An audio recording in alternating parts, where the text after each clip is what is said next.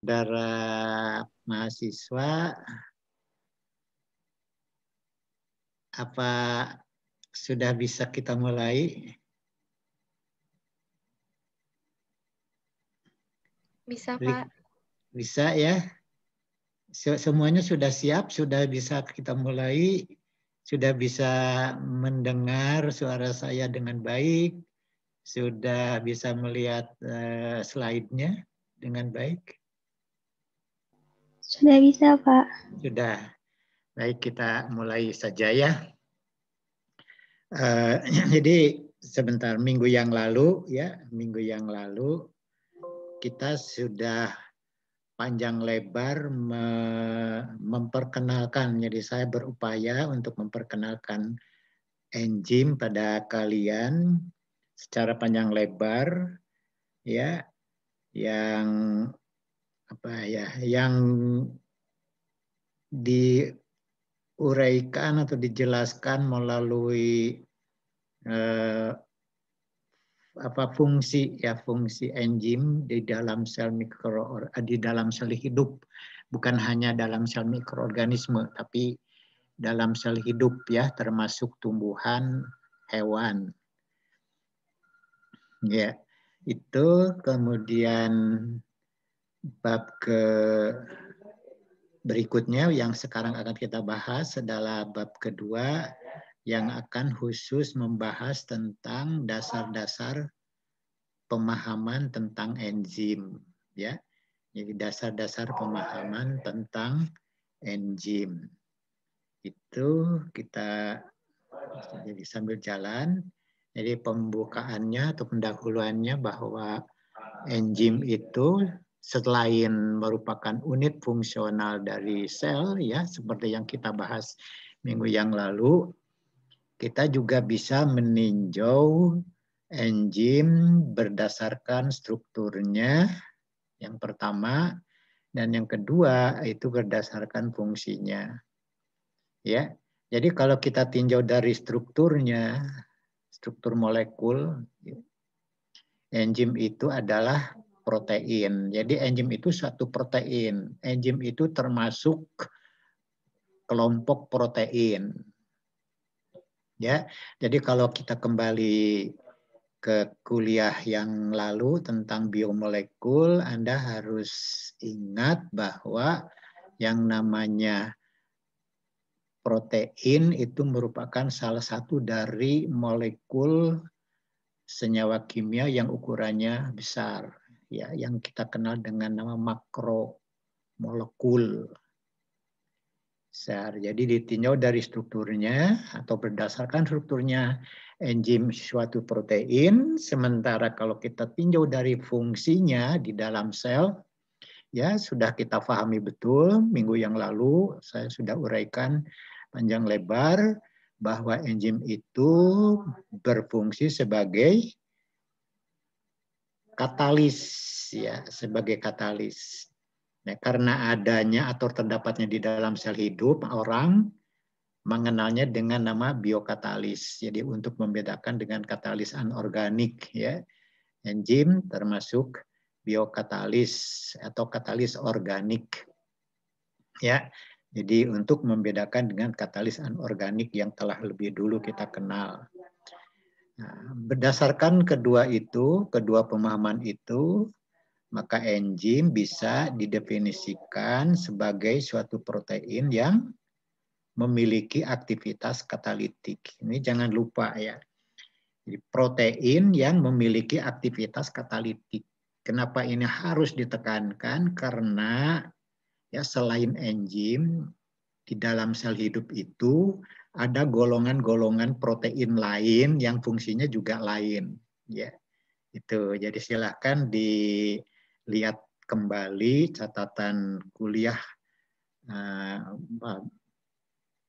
biomolekul atau makromolekul, biomolekul mungkin ya, dilihat lagi. Kemudian, nah ini kesimpulan dari kuliah yang lalu. Jadi Anda tahu persis bahwa enzim itu merupakan suatu unit fungsional dari metabolisme sel, ya, dengan fungsi yang berbeda-beda. Jadi banyak jenis enzim di dalam sel dengan fungsi yang berbeda-beda yang tugasnya tidak lain untuk mengkatalisis tahapan-tahapan reaksi kimiawi yang ada di dalam sel ya sehingga proses metabolisme sel berjalan dengan baik gitu ya. Nah, kemudian kita juga sudah tahu bahwa kerja enzim di dalam rangkaian reaksi kimiawi di dalam sel itu sangat teratur ya, urutannya teratur. Ya, urutannya teratur. Jadi kalau saya kemarin mencontohkan glikolisis ya, ada 10 tahap reaksi, maka urutan kerja enzim yang mengkatalisis tahapan reaksi glikolisis itu diawali dengan enzim yang pertama kali kerja mengkatalisis substrat glukosa yaitu heksokinase. Kemudian baru enzim-enzim lainnya ya teratur. Tidak saling mendahului gitu ya. Atau juga tidak mengakhirkan diri gitu ya. Ya kemudian yang harus diingat juga karena enzim merupakan satu protein ya, enzim itu memiliki ciri-ciri protein. Nah, oleh karena itu tolong kembali dibuka catatan tentang protein ya, tentang protein supaya Anda ingat lagi ya, fresh lagi, segar lagi ya. Intinya. Jadi semua ciri-ciri protein itu merupakan ciri-ciri enzim. Ya. Kemudian yang harus Anda tahu ya selain yang kita bahas kemarin bahwa enzim merupakan unit fungsional dari sel mikroorganisme ya.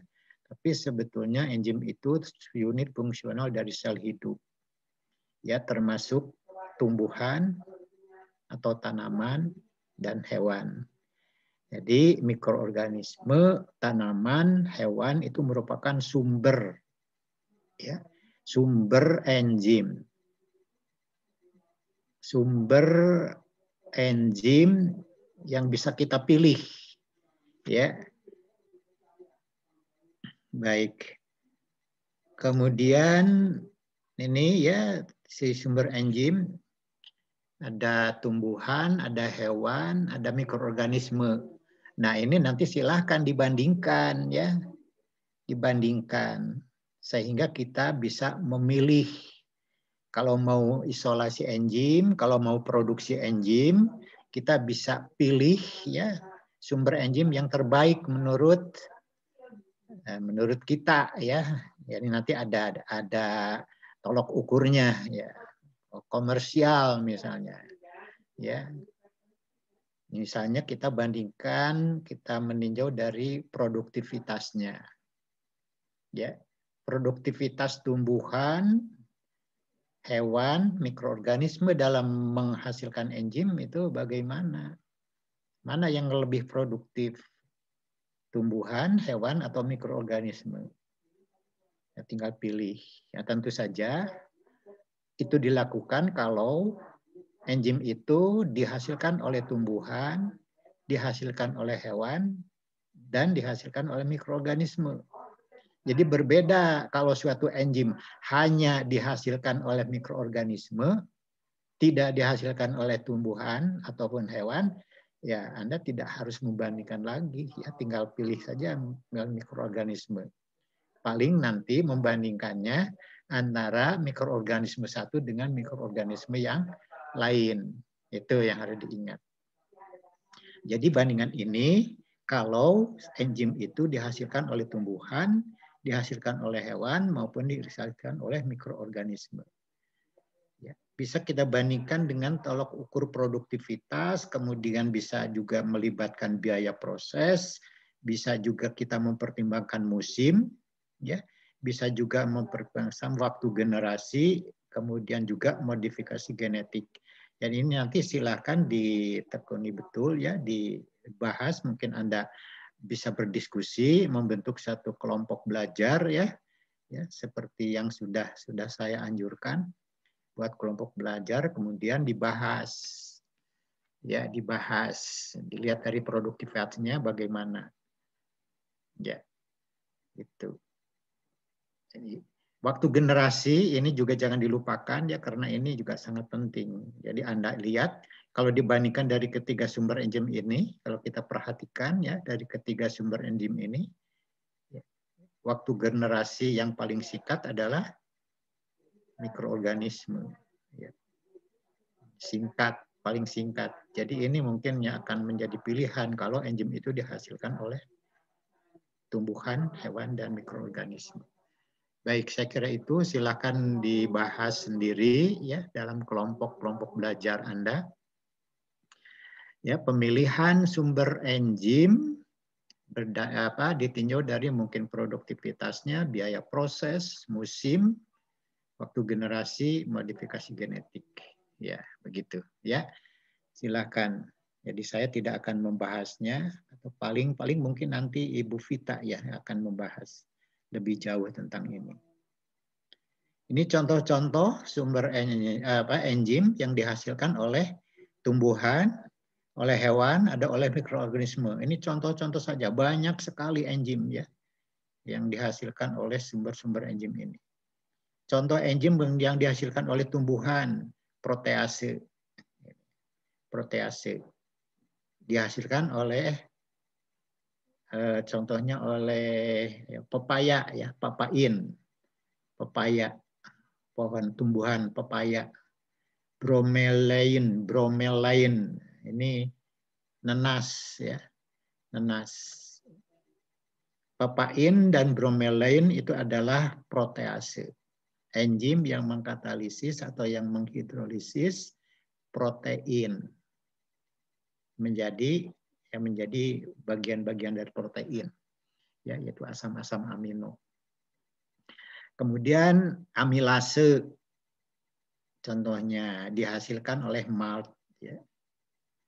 Kemudian lipoksigenase kedelai, ya. Nah, nanti dilihat ya. Kalau tadi saya katakan protease adalah enzim yang menghidrolisis protein menjadi asam amino. Kalau amilase itu enzim apa ya? Fungsi amilase itu apa? Silakan dibuka catatannya. Ya, dilihat di buku supaya Anda ada pekerjaan gitu ya, aktif. Kemudian, nah di sini ada catatan kecil ya, lipoksigenase itu adalah satu protease yang dihasilkan kedelai yang berfungsi untuk memutihkan roti dan minyak, katanya ini dalam apa ya, bleaching, mungkin proses bleaching ya di industri minyak ya digunakan. Baik. Contoh enzim yang dihasilkan oleh hewan, yang pertama adalah tripsin. Ini diisolasi dari pankreas. Ya. Kemudian pepsin, lalu renin, enzim untuk pembuatan keju ya dari sapi, ya, dari lambung ya, lambung sapi. Sapinya juga sapi yang usianya tertentu. Kemudian lipase dari pankreas kambing ya, pankreas domba, sapi, ya, babi. Kemudian protease, ya, tripsin dan kimotripsin. Jadi ini tripsin dan kimotripsin itu protease ya, dari sapi, dari domba dan dari babi. Nah, ini contoh-contoh ya. Jadi banyak sekali enzim yang dihasilkan oleh hewan. Ya. Kemudian contoh yang ketiga adalah enzim yang dihasilkan oleh mikroorganisme. Protease dihasilkan oleh Bacillus, ya, Aspergillus, Rhizopus, Mucor. Amilase, glukosa isomerase, beta galaktosidase atau laktase. Kemudian renin, ya. pektinase. Renin di sini di dalam kurung ada mikrobial, itu maksudnya yang dihasilkan oleh mikroba ya. Renin mikrobial karena ada renin ini nih. Renin yang dihasilkan oleh hewan. Ya, ini dihasilkan oleh hewan. Kemudian ada pektinase yang menghidrolisis pektin, ya, Aspergillus niger contohnya. Kemudian penicillin asilase, selulase dan lain-lain, tentu saja masih banyak. Nah, ini yang saya maksudkan tadi. Jadi kalau Anda mau mengisolasi enzim, mau memproduksi enzim, ya dari ketiga sumber enzim ini Anda harus bandingkan. Misalnya renin, ya renin ini untuk pembuatan keju. Ya. Anda milih hewan, sapi, atau mikroba. Ini ya, mikroba. Itu harus dibandingkan berdasarkan tadi ya ada kriterianya tolok ukur, bukan apa. Nah ini produktivitas, biaya proses, ya, musim, waktu generasi, ya, modifikasi genetik. Modifikasi genetik itu cara peningkatan produktivitas melalui gen, modifikasi gen, genetik. Baik itu kemudian penggunaan enzim ini hanya untuk tahu saja ya. Bisa di industri, ya, bisa di industri, bisa untuk keperluan analisis, ya, untuk keperluan analisis, bisa juga untuk keperluan obat klinik, medicine, ya. Nah ini perbandingannya. Jadi ada enzim industrial ini yang digunakan di industri, enzim analitik, ya, enzim klinikal, ya. Ya ini parameternya ini, ya di ukurannya atau skala. Industrial ini skalanya besar, pound. Kalau enzim analitika, enzim klinikal kecil, ya, miligram sampai gram, itu, ya, itu bedanya, yang besar. Ya, oleh karena itu nanti Anda akan tahu produksi enzim untuk keperluan analitika itu tidak harus banyak-banyak gitu ya, tidak harus banyak-banyak, tidak harus berton-ton gitu ya. Karena keperluannya juga hanya miligram sampai gram. Itu baik. Kemudian derajat kemurnian. Nah, ini nanti hubungannya dengan proses, alur proses ya, tahapan-tahapan proses. Kalau enzim industrial tidak perlu semurni ya untuk keperluan analitikal dan klinikal gitu. Walaupun sebetulnya adanya kotoran yang menyertai enzim itu juga tidak baik ya. Tidak baik. Tapi mungkin ada kotoran-kotoran lain yang tidak mengganggu proses katalisis dari suatu enzim, itu bisa diabaikan gitu ya. Tidak, ini berbeda dengan enzim untuk keperluan analitik atau klinik. Ini betul-betul harus murni, tidak boleh ada kotoran lain. Ya. Kemudian sumber enzim ini mikroorganisme, ya. Biasanya ekstraseluler. Nah, jadi nanti kalau Anda pelajari lebih jauh bahwa enzim itu bisa dihasilkan secara intraseluler, bisa juga secara ekstraseluler. Nah, ini katanya yang potensial untuk dijadikan sumber enzim, mikroba, sumber enzim untuk keperluan industri adalah yang ekstraseluler. Ya. Kemudian enzim analitikal, ya, enzim klinikal itu bisa hewan, bisa tanaman, ya, bisa mikroorganisme. Ya, kenapa di sini ya untuk keperluan komersial, enzim industrial di sini khusus untuk mikroorganisme. Nah, ini Anda harus tahu ini nanti. Ya, harus tahu. Ini hubungannya dengan salah satunya ya, hubungannya dengan ini nih, waktu generasi ya, waktu generasi. Nah, hubungannya dengan ini. Waktu generasi, kemudian juga musim ya, dan modifikasi genetik ya. Ya tentu saja kalau mau diperhatikan secara teliti ya semuanya harus ditinjau. Tapi terutama hubungannya dengan musim. Jadi mikroba itu menghasilkan satu enzim tidak bergantung pada musim. Ya, tidak bergantung pada musim. Setiap saat tergantung kita mau mengolahnya seperti apa. Ya, bahkan tidak perlu tempat yang luas misalnya. Cukup di satu tempat ya, di pabrik atau di laboratorium. Ya, waktu generasi masih ingat waktu generasi bakteri itu sangat singkat ya, hanya jam ya. Sementara hewan waktu generasinya kan tahun. Tumbuhan juga tahunan gitu ya. Baik, modifikasi genetik ya karena sel mikroorganisme lebih sederhana dibandingkan dengan sel tumbuhan maupun hewan, maka proses modifikasi genetiknya juga akan lebih mudah. Ya, itu. Jadi itu. Ya. Baik, saya kira itu. Ini kemudian di sini ada biaya produksi ya. Ini kalau komersial selalu melibatkan ini biaya produksi. Kalau mau ini rendah industrial. Kalau ini tinggi. Kenapa pertengahan sampai tinggi? Tinggi ya karena ini harus murni misalnya ya. Ya baik. Saya kira itu banyak dibandingkan saja itu nanti. Penggunaan enzim bisa industrial, bisa analitikal, bisa klinikal ya. Nah, ini contoh-contoh penggunaan enzim di industri.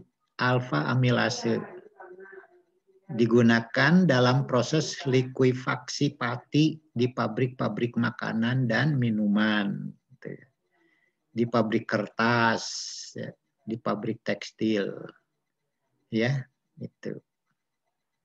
Kemudian glukosa isomerase contoh ya. Enzim digunakan dalam proses isomerisasi glukosa menjadi fruktosa. HFS itu high fructose syrup ya. Ya, ini ingat. Jadi katanya fruktosa itu dipilih karena lebih manis ya. Derajat kemanisannya lebih tinggi dibandingkan dengan glukosa itu. Oleh karena itu ada satu industri yang khusus untuk mengubah glukosa menjadi fruktosa. Ya, itu. Enzim glukosa isomerase yang diperlukan untuk itu. Kemudian protease ya, enzim protease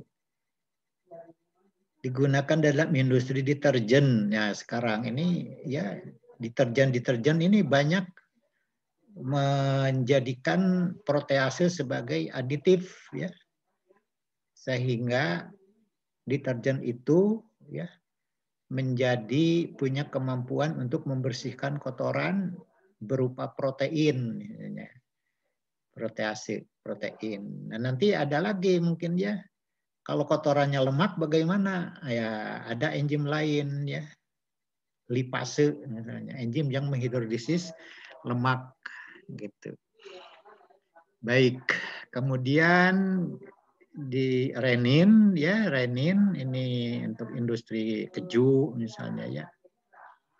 Kemudian hidrolisis protein ya, pemrosesan bahan makanan dan industri penyemakan kulit. Ya banyak ya contoh-contohnya jadi protein. Jadi protease di sini industri penyemakan kulit untuk apa? Protease digunakan untuk menghilangkan protein dalam kulit gitu ya. Karena protein dalam kulit itu menyebabkan kulit keras gitu ya, rapuh gitu. Keras, tidak elastis gitu. Ya. Kemudian glukosa oksidase ini merupakan antioksidan ya, untuk mencegah perubahan warna dan flavor bahan makanan selama pemrosesan. Nah, ini Anda bayangkan ini. Ya, bagaimana kalau dalam proses, setelah diproses makanan ini berubah warnanya misalnya, atau berubah flavornya gitu ya. Ya, baik, kena ini. Jadi supaya tidak berubah warna, nah ini kayak glukosa oksidase, sehingga dalam pengangkutan terutama kalau bahan makanan ini akan didistribusikan ke tempat yang jauh, misalnya memerlukan waktu yang lama, ya, misalnya perlu waktu seminggu, sebulan, misalnya, ya, maka sangat sangat berguna ini glukosa oksidase. Kemudian contoh lainnya penisilin asilase. Ini enzim yang digunakan dalam proses hidrolisis penisilin menjadi asam 6-aminopenisillanat atau disingkat 6-APA. Nah, 6-APA ini adalah inti, ya, inti molekul penisilin, inti molekul penisilin. Ya. Jadi dengan menambah rantai samping tertentu ke dalam 6-APA itu bisa terbentuk penisilin tertentu. Sehingga ada yang namanya turunan penisilin, ya, macam-macam penisilin dari inti 6-APA ini. Itu, ya. Baik, kemudian ada yang disebut penisilinase. Penisilinase ini yang merusak penisilin, ya, yang merusak penisilin. Jadi cincin beta laktamnya dipecah oleh penisilinase. Ya. Fungsinya menghilangkan antibiotik dari susu katanya. Jadi susu kalau ada antibiotiknya karena mungkin proses pengobatan hewan, ya, sehingga masuk ke dalam susu, kemudian kita ambil susunya, ya, ada antibiotik. Nah, kalau dalam susu ada antibiotik, maka tentu saja tidak baik buat kita.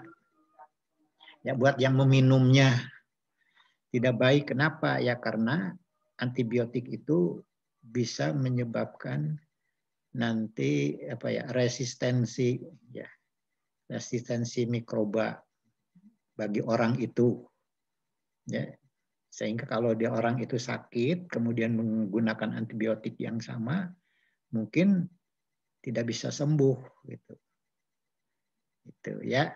Itu contoh-contoh. Kemudian contoh penggunaan enzim untuk analisis, ya, analytical tadi, ya, untuk penentuan gula darah misalnya, ya, glukosa oksidase enzimnya dan katalase, ya, enzim katalase. Penentuan kolesterol oksidase dan kolesterol esterase. Ada lagi untuk alat ukur analisis, ya, elektroda enzim, ya, elektroda enzim dan lain-lain banyak kegunaannya, ya. Jadi ada untuk keperluan industrial, ada analytical dan ada klinikal, ya. Ya, itu perkenalan enzim dan gunanya. Ya. Ya, saya sudah sampaikan bahwa yang dimaksud dengan teknologi enzim ini adalah apa, ya, tadi yang ada yang masih ingat nggak teknologi enzim?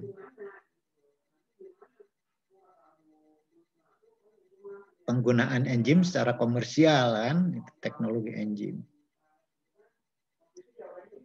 Ya, ini contoh berikutnya. Enzim dalam pengobatan, misalnya enzim digunakan untuk diagnosa suatu penyakit. Ya, enzim digunakan untuk mengikuti proses perjalanan penyakit dan untuk identifikasi dan pemantauan konsentrasi obat atau metabolit dalam darah atau cairan tubuh. Nah, itu, ya, ada enzim. Kemudian ada enzim juga yang digunakan sebagai zat anti tumor, gitu, ya. ya, dalam pengobatan leukemia dan penyebaran sel kanker ini ya, L-asparaginase atau L-asparagid aminohidrolase. Tripsin atau kolagenase digunakan untuk menghilangkan jaringan mati dari bekas luka bakar misalnya ya. Jadi Anda perhatikan kulit ada yang pernah terluka, itu bekas lukanya itu akan abadi gitu ya. Nah, dengan tripsin atau kolagenase itu bekas luka itu bisa dihilangkan. Jadi mulus lagi kulitnya. Kemudian superoksid dismutase sebagai zat anti-inflamatori, anti peradangan ya dalam kedokteran hewan. Kemudian streptokinase untuk mengatasi penggumpalan darah. Ya, ini contoh-contoh saja ya. Jadi silakan kalau Anda ingin mengetahui lebih banyak dibuka buku-buku yang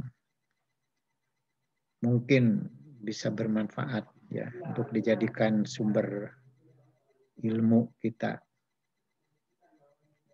Ya, baik, berikutnya kita akan bahas tentang tata nama dan klasifikasi enzim. Ya, tata nama dan klasifikasi enzim. Ada dua cara penamaan enzim. Yang pertama adalah penamaan enzim secara trivial atau secara umum. Atau secara biasa ya, penamaan enzim secara biasa atau non sistematik. Jadi banyak trivial, umum, biasa, non sistematik. Yang kedua adalah penamaan enzim secara sistematik. Jadi lawan dari yang pertama. Sistematik. Jadi penamaan enzim secara sistematik ini sudah melibatkan banyak aturan gitu ya, ketentuan, patokan yang harus dipatuhi.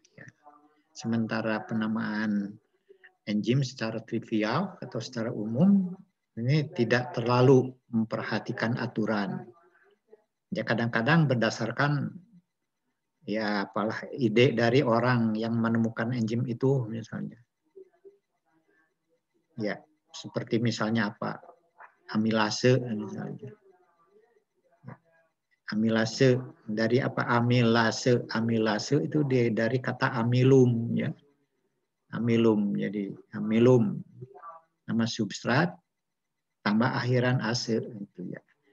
Ini. Jadi dua tata cara penamaan enzim secara trivial atau secara umum, non sistematik, dan tata cara penamaan enzim secara sistematik. Kita lihat satu-satu. Ya ini. Penamaan secara trivial atau secara umum atau non sistematik, ya, nama substrat tambah akhiran ase. Ya, penambahan akhiran ase pada nama substrat. Ya, contohnya ini urease. Nah, Anda bisa nebak ini enzim apa ini, urease. Urea, arginase, arginin, substratnya arginin, tambah akhiran ase. Urease, arginase. Ya. Kemudian yang kedua, tidak menerangkan nama substrat. Jadi ada cara penamaan enzim secara trivial, secara umum, secara non sistematik yang tidak memberikan keterangan nama substrat. Kalau yang pertama ini kan ada keterangan nama substrat atau tuntunan ya, nama substrat. Di sini dengan cara menambahkan akhiran ase pada nama substrat. Ya, amilum, amilase gitu ya. Protein, protease gitu ya. Urea, urease, arginin, arginase gitu ya. Tapi ada juga yang tidak menerangkan nama substrat sama sekali. Contohnya adalah pepsin, pepsin, tripsin, ya, katalase. Pepsin, tripsin ini adalah suatu protease ya.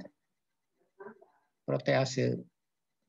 Tapi tidak menerangkan bahwa pepsin ini merupakan enzim yang mengkatalisis protein. Tidak ya, tapi sebetulnya mengkatalisis hidrolisis protein ya, tapi ada ciri-ciri tertentu nanti kita lihat.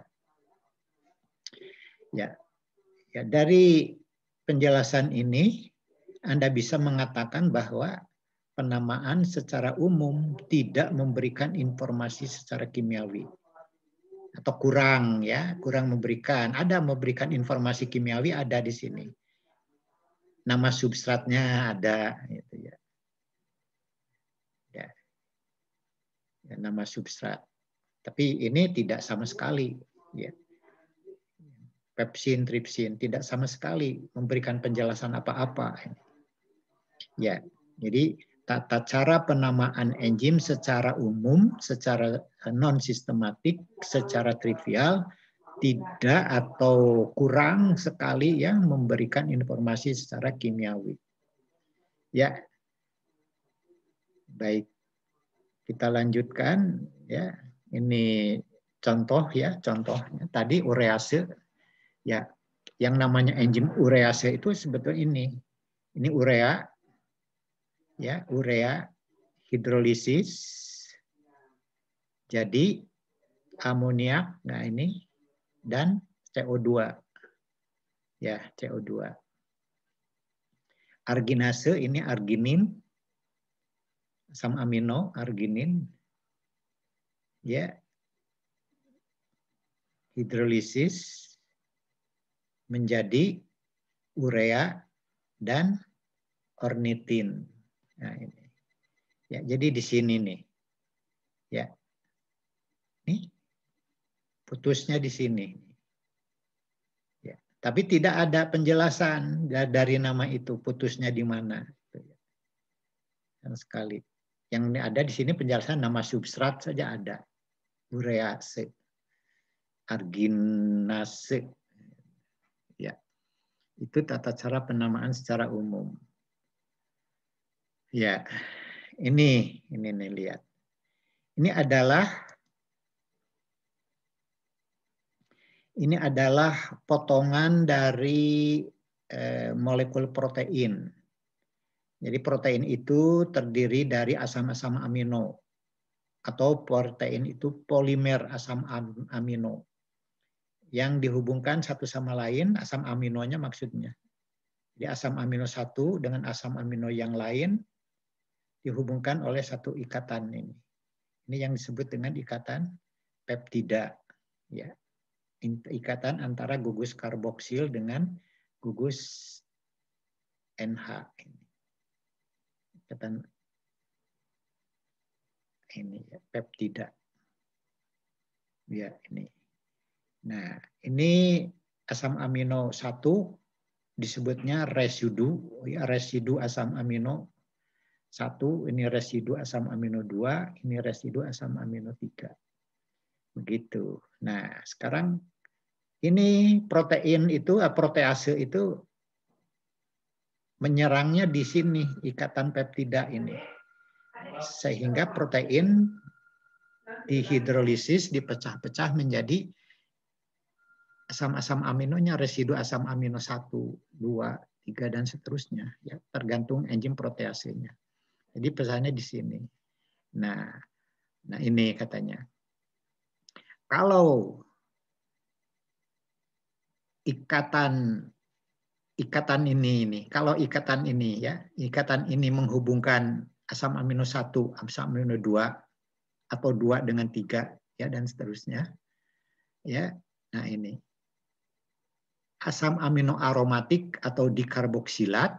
Nah, asam amino aromatik maksudnya ada dikarboksilat itu residu ya asam aminonya, ya residu asam aminonya. Itu pepsin. Jadi kalau enzim itu menghidrolisis atau memecahkan ikatan peptida yang sebelah sininya amino aromatik ya, residu asam amino aromatik jadi gugus R-nya. Ini. Kemudian ini dikarboksilat, maka ini namanya enzim pepsin. Ini enzim pepsin. Jadi residu asam aminonya satu, contohnya adalah yang asam amino aromatik itu fenilalanin, ya, triptofan misalnya, tirosin atau yang lain. Ya, itu. Maka namanya pepsin. Tapi kalau ikatan yang bertetangga dengan residu asam amino L-arginin atau L-lisin, maka namanya tripsin. Ini, ya, tripsin. Gitu. Nah, kemudian ini katalase. Nah, ternyata katalase itu adalah enzim ini. Ini ya. Ini hidrogen peroksida ini. Hidrogen peroksida. Ya. Jadi menjadi oksigen dan H2O. Ini katalase. Jadi sama sekali tidak ada penjelasan atau tidak ada apa yang menjelaskan secara kimiawi, tidak ada penjelasan secara kimiawi, tidak ada tuntunan ya untuk memberi nama katalase berdasarkan sifat-sifat kimiawi yang muncul di sini. Ya, baik itu saya kira tata cara penyaluran secara umum. Ini bahasan sedikit tentang nama enzim yang sama sekali tidak memberikan informasi kimiawi, ya, nama substrat pun tidak ada. Tripsin, tapi ternyata pepsin adalah protease yang menghidrolisis ikatan peptida yang residu asam aminonya aromatik atau dikarboksilat, bertetangga jadi berdekatan.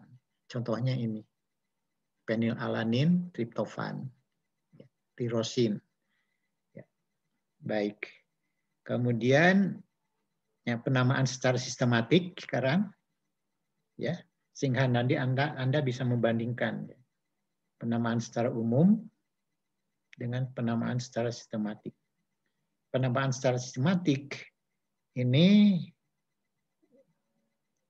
merupakan hasil konvensi, ya, hasil kongres kesepakatan para ahli biokimia yang tergabung dalam ini komisi enzim, ya, komisi enzim, ya, Commission on Enzymes of the International Unit of Biochemistry, Union of Biochemistry, ya.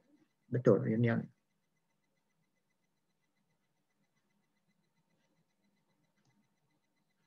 Ya, ya itu ya. Baik. Klasifikasi dan penamaan didasarkan pada ini tipe reaksi yang dikatalisis, ya. Jadi sudah diatur, tidak seperti penamaan secara umum. Jadi klasifikasi dan penamaan didasarkan pada tipe reaksi yang dikatalisis. Jadi berdasarkan tipe reaksinya. Kemudian klasifikasi internasional enzim dikelompokkan menjadi 6 kelas utama. Tiap kelas dibagi menjadi subkelas. Tiap subkelas dibagi lagi menjadi sub-subkelas. Nanti sub-subkelas juga dibagi lagi menjadi sub-subkelas kalau ada, ya. Itu.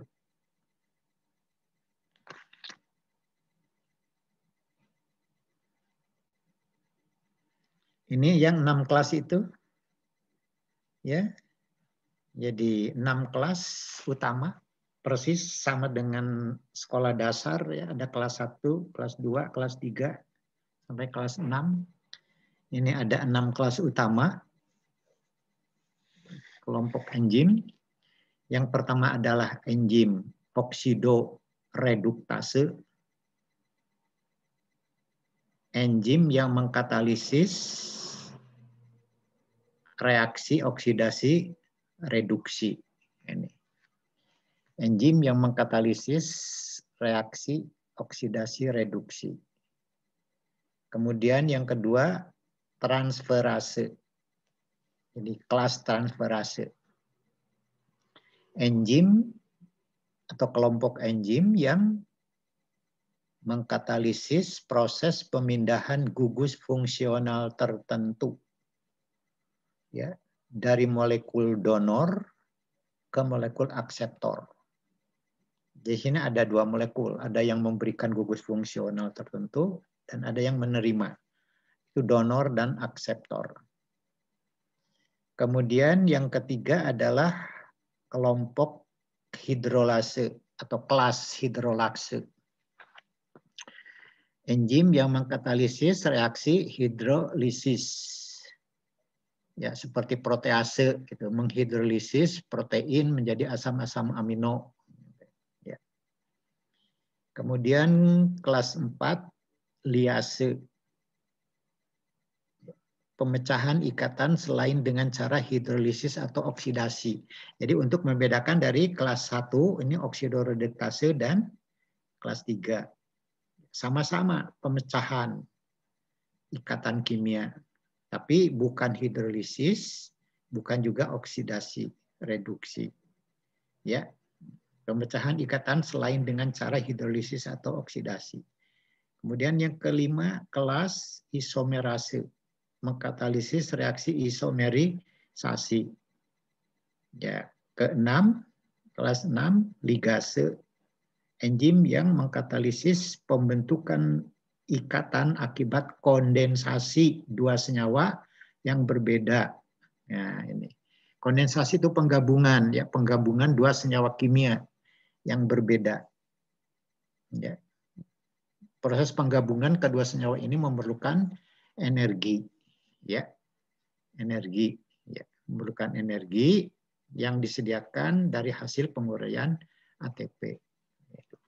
6 kelas oksidoreduktase, transferase, hidrolase, liase, isomerase, dan ligase.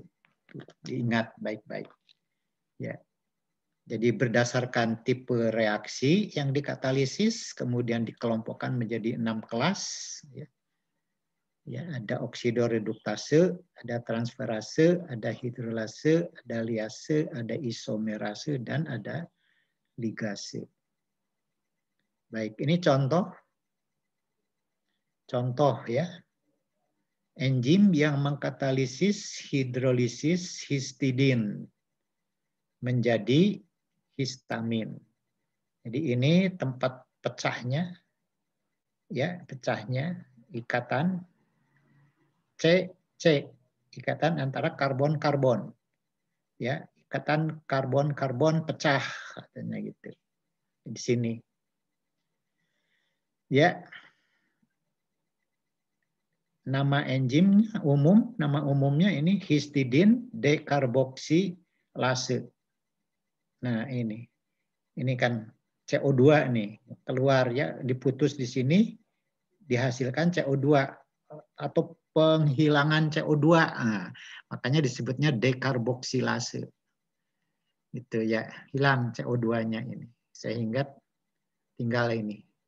Tinggal sisanya ini yang ini ya, histamin. Jadi nama umumnya histidin dekarboksilase, nama sistematiknya histidin karboksilase. Jadi ini kelas liase, kelas 4 ya. Kelas 4, subkelas 1, sub-sub kelas 1, sub-sub-sub kelas 22. Gitu.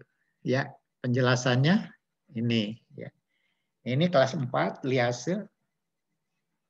Nah, di sini ada yang memecahkan ikatan karbon-karbon. Ya, seperti yang ini. Ini karbon-karbon. Nah, ini karbon-karbon gitu ya. Jadi bisa di sini karbon-karbon. Ini karbon-karbon tapi karbon COO gitu ya. COO ini. Ya, memecahkan COO gitu. Ya. Baik. Ya. Ada juga yang memecahkan ikatan COO dalam histidin. Nah, jadi COO ini bisa saja dalam molekul lain, bukan histidin. Ya. Tapi kalau dalam histidin, ya, COO dalam histidin, maka namanya itu histidin histidin karboksilase. Gitu. Kalau memecahkan COO umum, karboksilase. Kalau CC karbon liase. Dan seterusnya. Itu ya. Baik, di sini ada contoh-contohnya. Ada subkelas 1, 2 ini.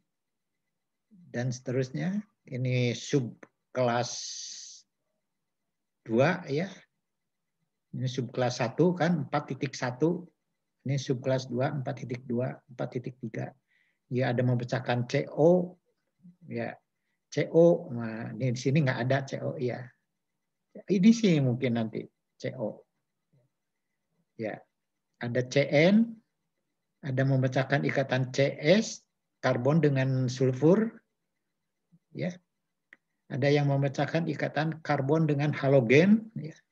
Mungkin dengan klor, mungkin dengan iod, ya.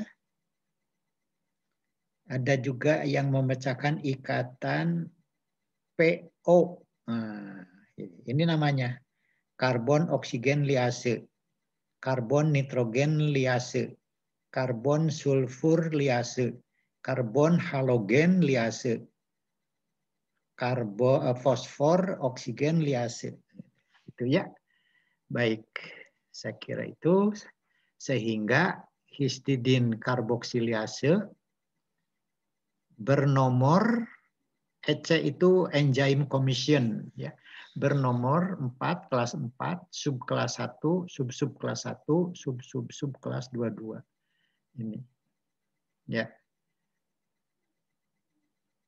Ini nama substratnya ini ya. Histidin. Nama histidin. Ya, jadi kalau molekulnya tidak tahu, tapi ada ikatan COO, maka ini karboksilase. Tapi kalau molekulnya COO-nya, ikatan COO-nya dalam histidin, maka histidin karboksilase. Gitu. Ya, baik, saya kira itu. Maka sekarang kita bisa bandingkan enzim yang mengkatalisis reaksi hidrolisis urea menjadi amoniak dan karbon dioksida. Nah, bernama umum urease, nama sistematik urea amido hidrolase.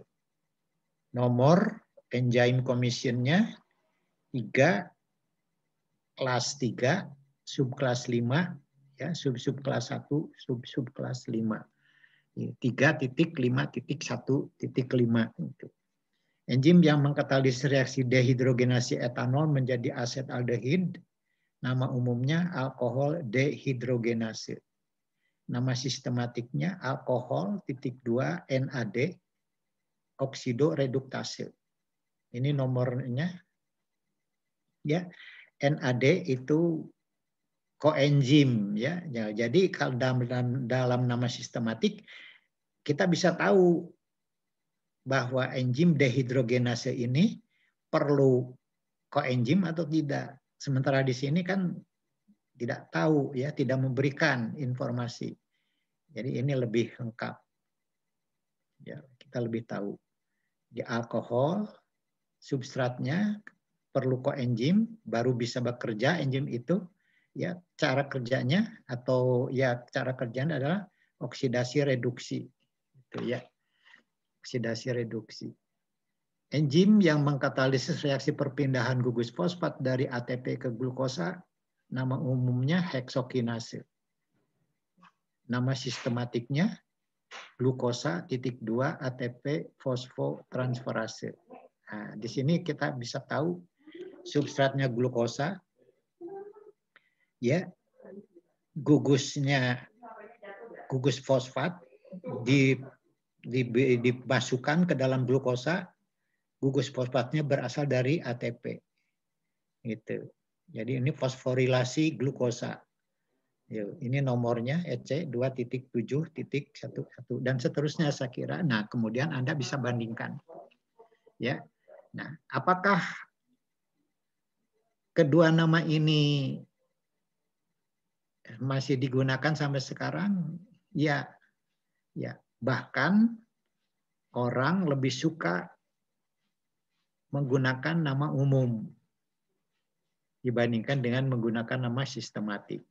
Ya, urease. Jadi jarang sekali orang yang mengatakan urea amido hidrolase. Ya. Nah, yang perlu Anda ingat adalah bahwa dalam tulisan-tulisan, dalam publikasi-publikasi, sebaiknya nama sistematik ini disertakan. Nama sistematik ini disertakan meskipun selanjutnya ya akan menggunakan nama umum. Tapi paling tidak di awal tulisan Anda sudah menyertakan nama sistematik dari enzim itu. Supaya orang lebih memahami bahwa enzim karakter atau potensi dari enzim itu ya. Kemudian enzim yang mengkatalisis reaksi dehidrogenasi etanol menjadi asetaldehid, nama umumnya alkohol dehidrogenase. Nama sistematiknya ini ya. Alkohol NAD oksidoreduktase.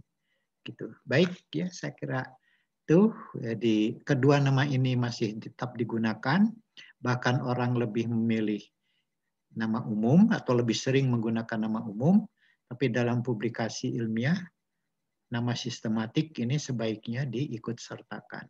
Sekurang-kurangnya ya 1 kali misalnya di awal cerita dari publikasi itu. Ya, baik.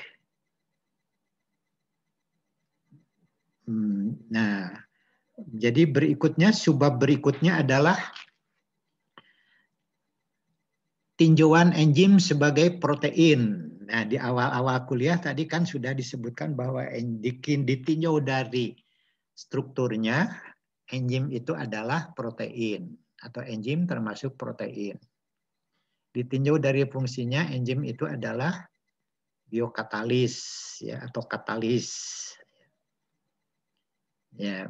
Nah, sekarang kita bahas enzim sebagai protein. Ingat, ya enzim sebagai protein. Yang pertama yang harus Anda ingat, ya jangan lupa bahwa enzim memperlihatkan semua sifat-sifat protein. Oleh karena itu, tolong kembali dilihat catatan kuliah sebelumnya, ya biomolekul apa itu namanya, ya sifat-sifat protein. Perhatikan. Kemudian enzim atau enzim merupakan makromolekul, ya. Protein makromolekul. Artinya mempunyai berat molekul atau ukuran yang besar. Ya. Ukuran yang besar. Ini berat molekul 15.000 itu mungkin yang paling kecil ya. Paling kecil, ada yang lebih kecil dari ini. Dikit ya, tidak banyak.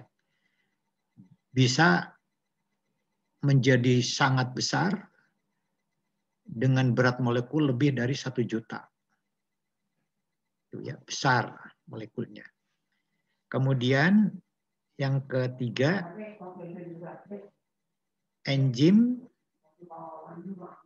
merupakan polimer dari asam-asam amino. Ingat, protein merupakan polimer dari asam-asam amino. Nah, enzim juga demikian, merupakan polimer dari asam-asam amino. Umumnya 20 macam asam-asam amino. Sekarang udah ada asam amino yang lain ya, mungkin lebih dari 20. Ini adalah gambar rantai polipeptida ya, yang terdiri dari asam-asam amino, saya sudah sampaikan tadi, yang dihubungkan satu sama lain oleh ikatan peptida. Nah, ini ikatan peptida. Ya, ada gugus-gugus tertentu ini, ada R1, R2, R3 yang bisa berupa asam amino aromatik seperti tadi atau asam amino yang lain ya. Ya, merupakan polimer asam amino. Kemudian kalau ditinjau ini ukurannya besar, ini enzim ini besar ini. Ya, saya besarkan sekali ini. Sementara substratnya ini. Ya, jadi ini masuk dalam satu tempat terikatnya substrat yang disebut dengan substrate binding site. atau pusat aktif atau sisi aktif, ya ada yang menyebutnya pusat aktif, sisi aktif, meskipun ada perbedaan ya kalau kita lihat secara teliti. Ya, sangat besar ini. Perbandingannya kira-kira seperti ini. Kemudian selain ikatan peptida ini kan ikatan peptida ini. Selain ikatan peptida, nah, dalam molekul protein, enzim terdapat ikatan-ikatan kimia lain. Ingat, seperti ikatan hidrogen, ikatan elektrostatik, ikatan van der Waals, ya. Ikatan-ikatan inilah jadi selain ikatan peptida, ikatan-ikatan hidrogen, elektrostatik, van der Waals, itulah yang bisa menyebabkan molekul protein mempunyai ini struktur 3 dimensi. Ya. Jadi muncul nanti ada protein globular yang bola, ya, menyebabkan terbentuknya struktur 3 dimensi protein. Ya, ingat ya, organisasi struktur protein, coba diperhatikan baik-baik. Ya, Anda masih ingat ada struktur primer, ada struktur sekunder, ada struktur tersier, ya, kemudian ada struktur kuaterner, ya. Kemudian struktur protein tidak stabil, ingat itu baik-baik. Tidak stabil, artinya apa? Sangat mudah dipengaruhi oleh pH. Ya. Mudah dipengaruhi oleh temperatur. Mudah dipengaruhi oleh pelarut organik. Ya. Jadi di sini maksudnya mudah dipengaruhi itu atau dipengaruhi oleh pH itu enzim mempunyai pH optimum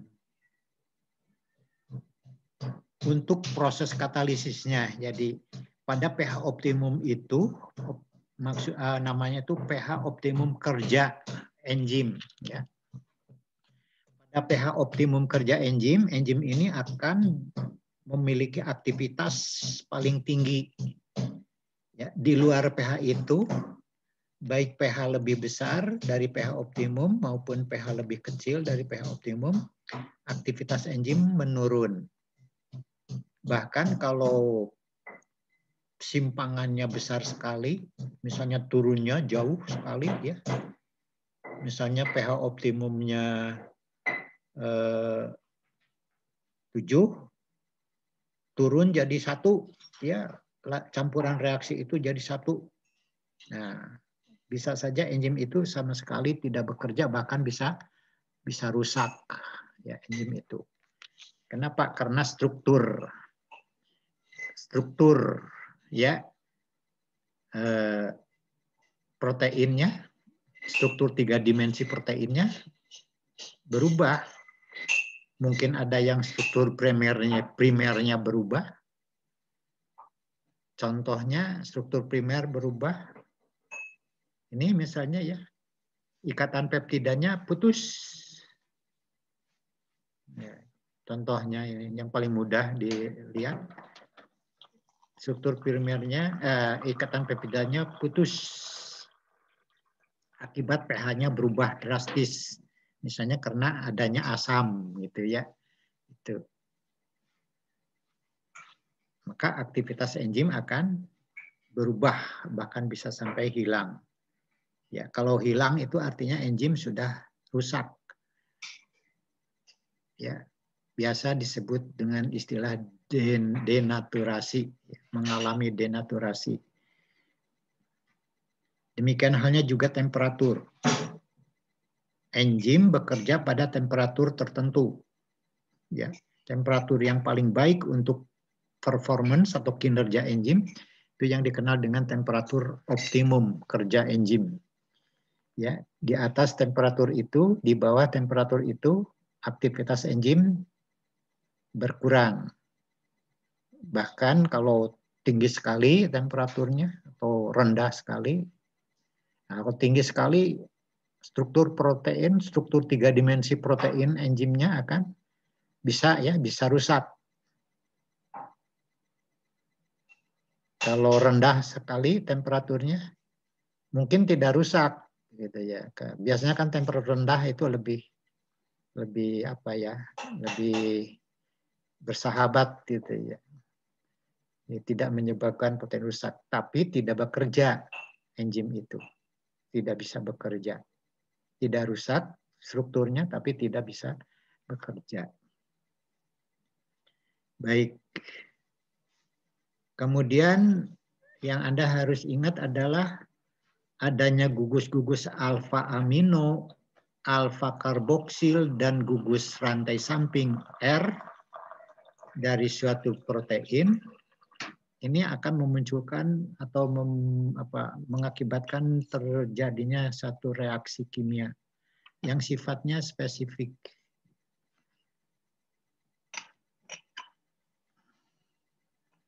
Contohnya ini, kalau gugus alfa amino, maka yang akan terjadi adalah reaksi asetilasi.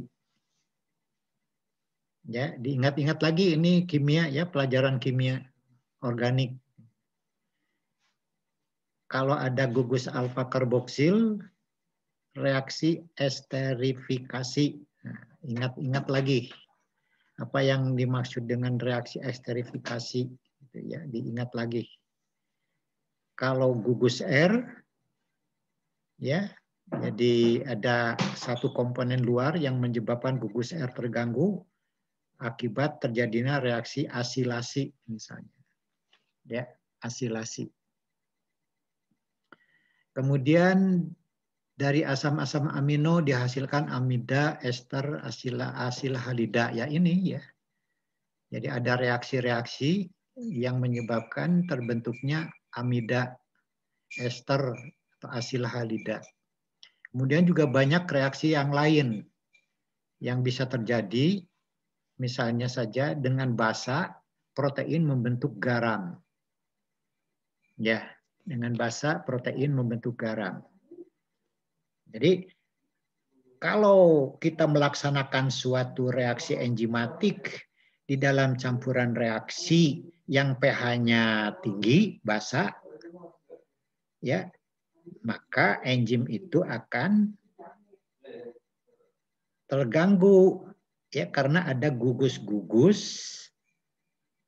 ya asam-asam amino pembentuk molekul protein enzim itu bereaksi dengan basa sehingga membentuk garam. Itu. Demikian halnya juga dengan asam membentuk garam. Contohnya ini NH3 plus Cl-min. Jadi ini gugus-gugus jadi residu asam amino itu ya NH3. Dengan alkohol protein membentuk ester. Nah, ini. Jadi Anda harus ingat bahwa untuk melaksanakan suatu reaksi enzimatik tidak bagus di dalam dengan menggunakan pelarut alkohol, itu tidak baik ya. Bahkan tidak boleh gitu ya. Karena akan membentuk ester. Kemudian dengan amonia ya, gus karboksil bereaksi dengan amonia membentuk amida. Ya. Jadi ini yang harus diperhatikan ya. Karena enzim suatu protein jadi enzim memiliki sifat-sifat protein, termasuk hal-hal yang harus Anda perhatikan untuk memelihara kelangsungan proses katalitik ya, dari suatu enzim. Baik. Kemudian enzim merupakan dari klasifikasi protein, enzim itu termasuk protein globular. Jadi Anda harus ingat lagi ya protein. Masih ingat ada protein serabut, ada protein globular. Jadi enzim protein globular. Nah kalau enzim itu protein globular, Anda harus ingat ini nanti. Ya, Ada struktur 3 dimensi yang terbentuk di sini. Ya. Ada apa? Ya, struktur 3 dimensi. Jadi berbeda dengan protein serabut. Ada yang hanya terdiri dari polipeptida, hanya terdiri dari residu asam-asam amino, tidak mengandung gugus kimia lain. Ya, ini contoh saja ya. Jadi ini sedikit sekali ini. Contohnya adalah ribonuklease pankreas. Jadi ada enzim yang tidak terdiri dari polipeptida. Jadi ini di luar protein ya. Hanya terdiri dari residu asam amino saja. Tidak mengandung gugus kimia lain. Jadi residu asam amino saja ini. Kemudian aktivitas katalitik enzim bergantung pada integritas strukturnya sebagai protein. Ini ingat baik-baik. Jadi selama kita melaksanakan proses katalitik, Anda jangan lupa untuk bisa memelihara keutuhan atau integritas struktur enzim sebagai protein. Jadi jangan sampai ini ya, jangan sampai terjadi reaksi asetilasi, jangan sampai terjadi reaksi esterifikasi, atau jangan sampai ya terbentuk garam akibat larutan campuran reaksinya menggunakan basa misalnya, atau menggunakan alkohol gitu ya itu. Karena nanti tidak utuh lagi integritas. Jadi semua ini reaksi-reaksi kimiawi yang mungkin terjadi pada protein itu yang akan menyebabkan integritas struktur protein berubah. Ya. Yang menyebabkan integritas struktur protein berubah. Ya. Apalagi yang bisa menyebabkan integritas struktur protein berubah tadi ada di sini mana? Nah, ini temperatur, pH, temperatur, pelarut organik ya. Ini. Nah, mungkin contoh yang paling mudah untuk dipahami ya dalam kejadian sehari-hari, kalau telur direbus itu dari cair jadi ya cairan ya, jadi padat kan. Nah itu protein itu seperti itu. Jadi kalau temperaturnya tinggi maka proteinnya akan menggumpal. Itu kalau direbus itu, menggumpal. Menggumpal itu menunjukkan bahwa integritas struktur protein berubah. Itu. Dan tentu saja semua faktor yang menyebabkan terjadinya perubahan dalam struktur protein enzim itu akan mengakibatkan pada aktivitas katalitik dari enzim. Ya. Baik, saya kira itu yang harus Anda perhatikan. Kemudian ya, misalnya ini ya, integritas struktur ini. Satu atau beberapa ikatan peptida putus misalnya ya. Ini ikatan peptida itu yang tadi. Nah ini. Satu atau lebih dari satu, bisa ini, dan ini misalnya ya. Atau satu saja ini. Ikatan peptida putus ya. Ya. Aktivitas katalitik enzim bisa hilang. Ya. Apa saja yang bisa menyebabkan ikatan peptida putus? Ya ini pH, ini asam kuat ya. Kemudian tripsin, tripsin apa tadi? Enzim apa tadi? Tripsin, ya, yang menghidrolisis ikatan peptida kan, yang memecahkan ikatan peptida tripsin. Ya. Oleh karena itu, keutuhan struktur primer, nah ini struktur primer, protein enzim diperlukan untuk aktivitas enzim. Jadi kalau suatu enzim struktur primernya mengalami perubahan akibat adanya faktor-faktor lain yang mungkin terabaikan oleh kita, itu bisa mengakibatkan aktivitas katalitik dari enzim itu berubah atau hilang.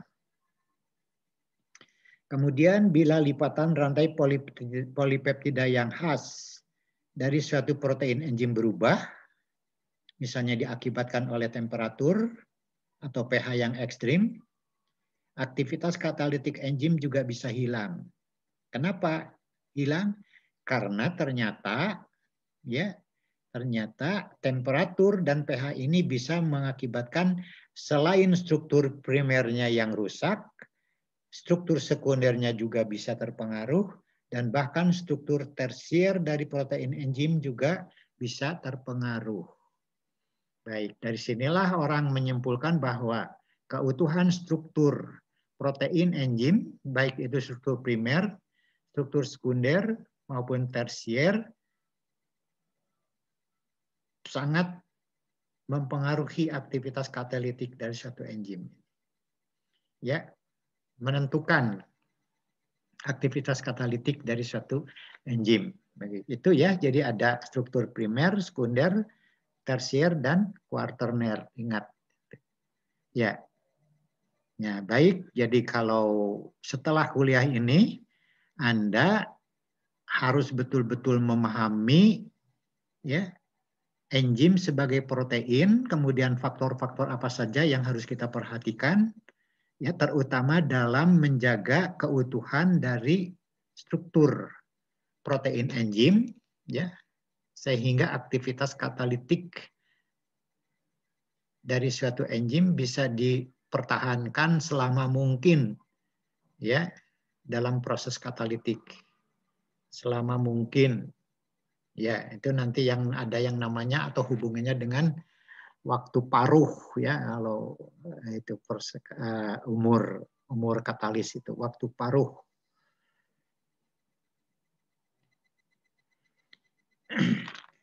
Baik,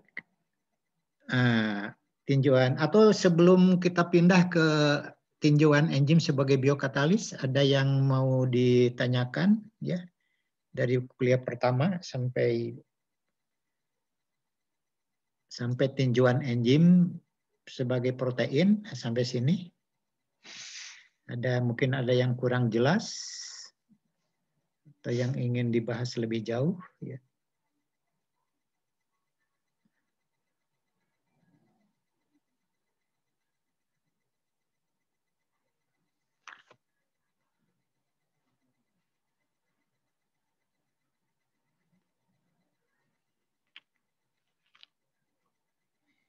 Baik, kalau tidak ada,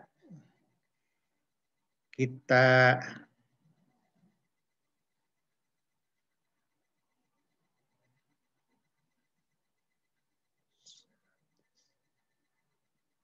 belum habis waktunya? Masih ada sekitar 20-30 menit lagi, Pak. Oh, iya, masih ya. Masih bisa. Baik, terima kasih Vita. Iya, Pak. Kemudian kalau kita tinjau tinjau dari fungsinya, enzim termasuk biokatalis atau katalis ya. Katalis itu ini biokatalis itu untuk membedakan saja ya, membedakan katalis yang dibuat dari bahan anorganik dan katalis yang berasal dari bahan organik. Yang dari anorganik itu katalis, orang menyebutnya katalis. Kemudian setelah itu ditemukan ternyata dari zat organik juga ada yang berfungsi sebagai katalis. Maka untuk membedakannya orang menyebutnya biokatalis atau katalis organik. Ya. Jadi untuk membahas ini, enzim sebagai biokatalis, ya Anda sebaiknya mempelajari progres dari suatu reaksi kimia seperti ini. Proses ya reaksi kimia di sini. Jadi kalau ini keadaan awal reaksi, ini keadaan akhir, maka sebelum reaksi itu berlangsung, ya reaksi. Jadi ini ada satu bukit yang harus diloncati dulu ini. Ya. Suatu bukit atau suatu patokan yang harus dilewati yang disebut dengan energi bebas aktivasi reaksi. Ya, ini energi bebas aktivasi reaksi. Ya. Kalau energi yang terbentuk selama proses reaksi itu bisa melampaui ini, bisa loncat, maka akan terjadi reaksi. Kalau tidak bisa loncat, tidak terjadi reaksi. Itu, ya, yaitu ini di sini yang coklat ini, coklat muda ya. Ini menggambarkan progres reaksi dari suatu reaksi kimia yang tidak mengalami katalisis, tidak dikatalisis oleh enzim. Sementara yang biru muda ini progres reaksi kimia yang dikatalisis oleh enzim. Jadi di sini enzim ya, enzim ternyata atau katalis pada umumnya ternyata menurunkan ini bukit ini ya, menurunkan rintangan ini. Ya, menurunkan energi bebas aktivasi reaksi. Nah, setelah diturunkan, maka reaksi akan lebih mudah berjalan. Kenapa? Karena hambatannya lebih pendek, lebih rendah, itu ya. Jadi loncatnya lebih mudah yang ini dibandingkan dengan yang coklat ini, meloncat ini. Ya, loncat tinggi. Nah, loncat tinggi ya. Kalau rintangannya lebih tinggi kan lebih sulit. Tidak banyak orang bisa. Ya, oleh karena itu atlet-atlet olimpiade kan tidak banyak. Ya, tidak banyak. Hanya mereka yang bisa meloncati rintangan lebih dari 2 meter saja misalnya. Ya, itu tidak banyak. Baik, itu jadi di sini Anda bisa lihat bahwa enzim atau biokatalis atau katalis pada umumnya adalah menurunkan energi aktivasi dari reaksi yang dikatalisisnya sehingga reaksi lebih mudah berlangsung. Gitu ya ini. Gitu. Mempercepat reaksi dengan cara menurunkan energi aktivasi reaksi yang dikatalisisnya. Gitu ya, reaksi berlangsung menjadi lebih cepat dibandingkan dengan reaksi yang bila tidak dikatalisis oleh enzim. Ya, itu sebagai biokatalis. Kemudian yang harus Anda ingat juga bahwa enzim tidak menyebabkan perubahan konstanta kesetimbangan reaksi. Ya, tidak menyebabkan perubahan konstanta kesetimbangan reaksi. Itu yang kedua. Kemudian yang ketiga, enzim mempengaruhi laju konversi substrat menjadi produk. Jadi kecepatan reaksinya ini, ya, kecepatan reaksi yang ditingkatkan. Kemudian enzim sebagai biokatalis merupakan katalis yang paling efisien. Ya, ini. Apa yang dimaksud dengan paling efisien? Dengan jumlah yang sangat kecil, ya, dapat meningkatkan laju reaksi dengan sangat cepat. Begitu, ya. Jadi dapat menurunkan energi aktivasi,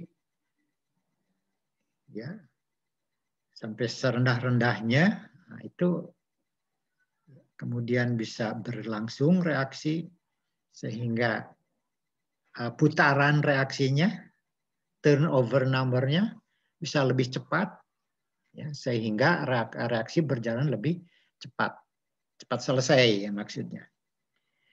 Kemudian bersifat spesifik, itu ya. Jadi berbeda dengan katalis anorganik.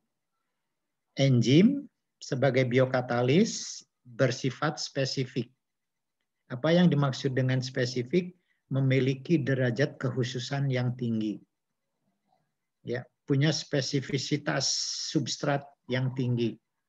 Jadi derajat kekhususan terhadap substratnya itu sangat tinggi. Spesifik. Ya. Spesifik itu apa? Ya tidak sembarangan spesifik itu ya. Sehingga nanti Anda akan mengenal ya seperti enzim protease itu enzim yang mengkatalisis hidrolisis protein menjadi asam-asam amino. Jadi tidak ada enzim protease yang dapat menghidrolisis amilum. Itu tidak ada. Spesifik. Ya. Kemudian produk hidrolisisnya asam-asam amino. Tidak ada misalnya monosakarida gitu ya. Dihasilkan. Jadi spesifik. Demikian halnya juga enzim yang disebut amilase berfungsi menghidrolisis amilum menjadi gula, glukosa.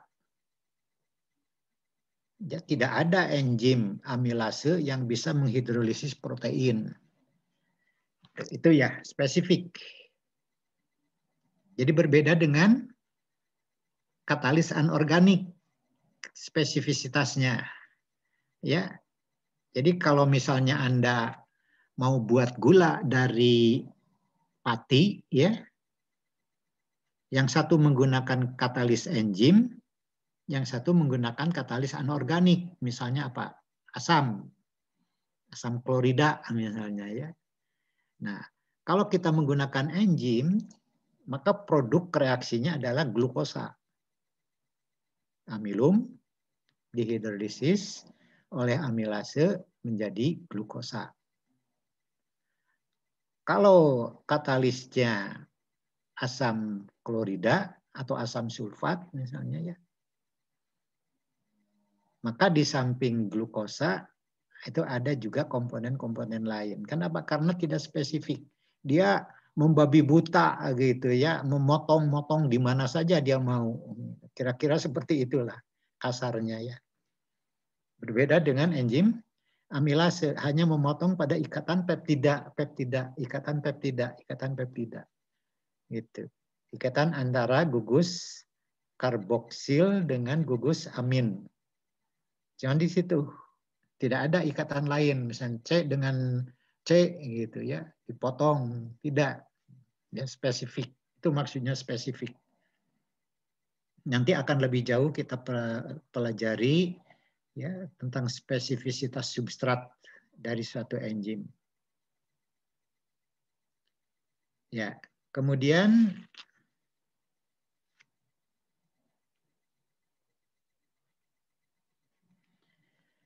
ya, pembagian molekul enzim, gitu. Pembagian molekul enzim, ya, berdasarkan strukturnya. Ini kita tinjau lagi berdasarkan struktur.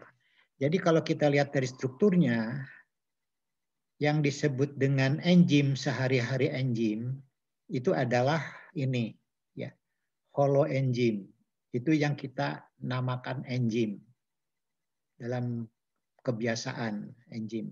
Itu yang dimaksud holoenzim. Artinya suatu biokatalis yang berfungsi ya untuk mengkatalisis suatu reaksi. Ya. Nah, ternyata kalau kita lihat strukturnya, holoenzim ini terdiri dari protein ya dan kofaktor 2. Protein yang kita kenal dengan nama lain apoenzim itu sebetulnya tidak aktif atau kurang aktif sebagai biokatalis. Protein, ya, apoenzim, tidak aktif atau kurang aktif sebagai biokatalis. Kofaktor itu non-protein, bukan protein. Jadi komponen lain yang terlibat dalam proses katalitik yang menyebabkan enzim berfungsi sebagai katalis, ya, itu disebut kofaktor. Kofaktor ini bisa senyawa organik, bisa juga berupa senyawa anorganik. Ya. Kofaktor ini juga tidak aktif sebagai katalis. Ingat, kofaktor tidak aktif sebagai katalis. Jadi kalau apoenzim itu bisa saja aktif ya walaupun lemah itu ada. Tapi kalau kofaktor sama sekali tidak aktif sebagai katalis. Nah, kalau protein atau apoenzim dengan kofaktor baik organik maupun anorganik ini bergabung membentuk melalui satu ikatan kovalen atau non kovalen ini ya, sehingga terbentuk protein kofaktor itu yang disebut dengan holoenzim yang sehari-hari atau yang biasa orang menyebutnya dengan kata enzim. Jadi sebetulnya enzim itu ini holoenzim baru aktif sebagai katalis. Nah, di sini ada derajat disosiasi ini ya, derajat disosiasi. Jadi sebetulnya kofaktor ini bisa bergabung dengan apoenzim, tapi juga bisa berpisah dari apoenzim, gitu ya. Tapi di sini Anda lihat dengan tanda panah yang lebih pendek itu menunjukkan bahwa proses berpisahnya kofaktor dari protein dari apoenzim itu lebih sulit dibandingkan dengan bergabungnya kofaktor dan apoenzim. Ya, jadi ini yang disebut dengan enzim, protein kofaktor.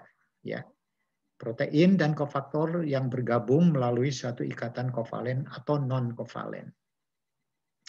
Ya, baik itu ya saya kira kedua-duanya ini kofaktor ini harus ada. Meskipun tadi sudah dikatakan bahwa ada enzim tertentu yang jumlahnya tidak banyak aktif sebagai katalis walaupun tanpa kofaktor. Tapi umumnya enzim itu hanya aktif sebagai katalis kalau ada kofaktornya. Ya, ya ini ada dua macam kofaktor. Kofaktor organik, anorganik, maaf, anorganik, kofaktor organik, ya, kofaktor organik. Kofaktor anorganik, contohnya logam-logam, ya, terdiri dari macam logam-logam seperti Zn, magnesium, ya, Mn2+, Fe, ferrum, bisa 2+, bisa 3+, tembaga, Cu2+, Cu+, nikel, kalium, natrium, kalsium. Jadi ini bisa ditandai dengan apa, ion ya. Sebagai ion Zn2+ itu artinya garam ya, garam. Garam Zn, garam magnesium, garam manghan dan seterusnya.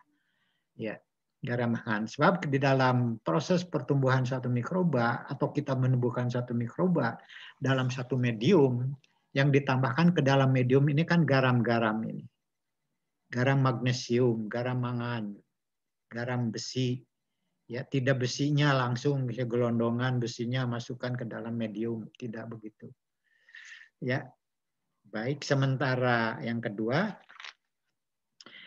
kofaktor organik biasa juga disebut koenzim. Ya, koenzim. Kalau kofaktor anorganik orang biasanya menyebutnya kofaktor. Tapi kadang-kadang orang tidak mau susah. Kofaktor anorganik, kofaktor organik, sebut saja kofaktor. Gitu. Ya, kadang-kadang seperti itu. Tapi sebaiknya Anda bisa membedakan antara kofaktor anorganik dengan kofaktor organik. Ya, karena bahannya beda. Ini bahannya anorganik, ini organik. Ya, contohnya apa? NAD, ya, nikotinamid adenin di nukleotida. FAD, flavin adenin di nukleotida. Koenzim A, vitamin. Nah, ini ya. Nah, dari sini nanti Anda akan mengerti betul kenapa ke dalam satu medium ya untuk supaya mikroba itu tumbuh dengan baik dan menghasilkan produk metabolit dengan baik perlu ditambahkan ini garam Zn misalnya. Ya, karena Zn berfungsi sebagai kofaktor. Jadi ada enzim yang memerlukan Zn2+ sebagai kofaktornya, ada yang tidak, ada yang memerlukan Mg2+, ada yang memerlukan Mg2+, dan juga Mn2+ misalnya. Itu macam-macam ya. Baik.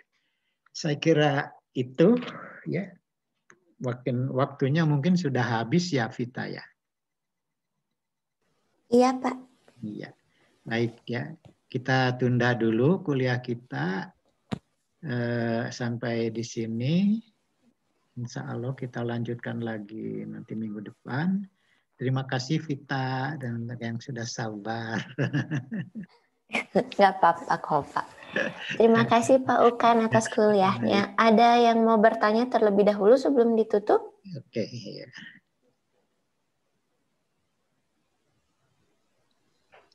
Kalau dari saya sudah jelas, Bu, Pak. Oke. Oke. Terima kasih kalau sudah jelas. Tidak ada yang tidur ya. Moga-moga tidak, Pak. Insya Allah tidak. Baik, terima kasih untuk tidak tidur, untuk mengikutinya dengan baik ya. Ya, tolong dibaca lagi kuliah-kuliah yang lalu, terutama yang hubungannya dengan protein. Ya, baik. Terima kasih. Selamat siang. Sampai jumpa minggu depan. Terima kasih Pak Ukan. Terima kasih, Pak. Terima kasih Terima kasih, Pak. Selamat siang. Terima kasih, Terima kasih, Bu.